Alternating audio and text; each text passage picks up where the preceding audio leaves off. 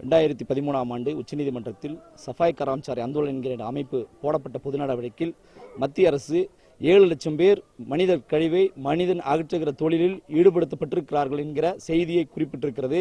அதிலும் குறிப்பாக மத்திய அரசுக்கு கீழிறங்கக்கூடிய ரயில்வே துறை, இராணுவத்துறை, இராணுவ தளவாடங்கள் தயாரிக்கிற துறை மற்றும் பொதுத்துறைகளில் அதிகமான ஆட்கள் இருப்பதாக தெரிவித்திருக்கிறார்கள். உச்சநீதிமன்றம் இதை வன்மையாக கண்டித்திருக்கிறது. ஏற்கனவே இந்திய அரசியலமைப்பு சட்டம் இந்த தொழிலை தடை செய்திருந்தாலும் கூட அதற்கென சிறப்பாக 1993 ஒரு சிறப்பான தனி சட்டம் ஏற்றிருந்தாலும் கூட இன்றும் 7 லட்சம் பேர் மனிதர் கழிவை மனிதன் அகற்றுகிற கொடுமை இருக்கிறது என்று மத்திய அரசே உச்சநீதிமன்றத்தில் அபிடவிட் தாக்கல் செய்திருக்கிறது. இதை அன்றைக்கு தலைமை நீதிபதியாக இருந்த மரியாதைக்குரிய நீதியரசர் பி. சதாசிவம் அவர்கள் வன்மையாக கண்டித்து இந்த தொழிலில் மனிதர்களை ஈடுபடுத்துவதை ஒரு நிமிடம் கூட அனுமதிக்க முடியாது என்று சொல்லியிருக்கிறார்.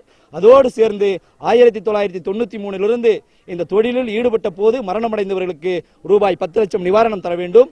மனிதர் கழிவை மனிதன் அகற்றுகிற தொழிலில் இயந்திரங்களை பயன்படுத்த வேண்டும். அந்த தொழிலில் ஈடுபட்டிருக்கக்கூடிய தொழிலாளர்களுக்கு மறுவாழ்வு அளிக்க வேண்டும் உள்ளிட்ட 12 அம்ச தீர்ப்புகளை கொடுத்திருக்கிறார்.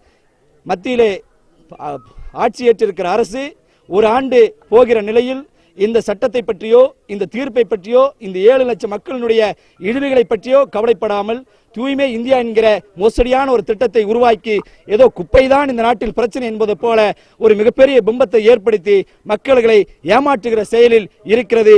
உண்மையாலும் இந்த நாட்டில் இழிவு ஒழிக்கப்பட வேண்டும், தூய்மை அடைய வேண்டும் என்றால் இந்த நாடு தூய்மையாக இருப்பதற்காக, இந்த ரயில் நிலையம் தூய்மையாக இருப்பதற்காக தினம் தினம் காலை 5 மணிக்கு ரயில் நிலையங்களில் தன்னுடைய கையால் மலத்தை அள்ளுகிறானே அந்த தொழிலில் ஈடுபட்டிருக்கக்கூடிய நபரை நாம் அங்கிருந்து மாற்று தொழிலுக்கு கொண்டு போவதுதான் உண்மையான குடியரசாகும். மிகப்பெரிய கேவலம் என்பதும் அவலம் என்பதும் இந்திய குடியரசு நாளில் உச்சநீதிமன்ற உத்தரவினை மதிக்காத மத்திய அரசை எதிர்த்து நாங்கள் போராட வேண்டிய துர்பாக்கியமான நிலைக்கு எங்களை மத்திய அரசு இன்றைக்கு தள்ளி இருக்கிறது.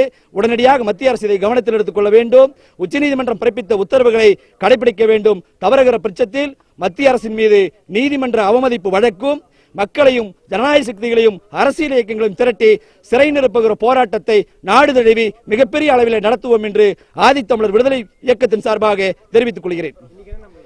இன்றைக்கு 17 மாவட்டங்களில் இதே போன்ற ரயில் நிறுத்த போராட்டங்கள் இந்த கோரிக்கையை வலியுறுத்தி நடைபெற்றுக் கொண்டிருக்கிறது.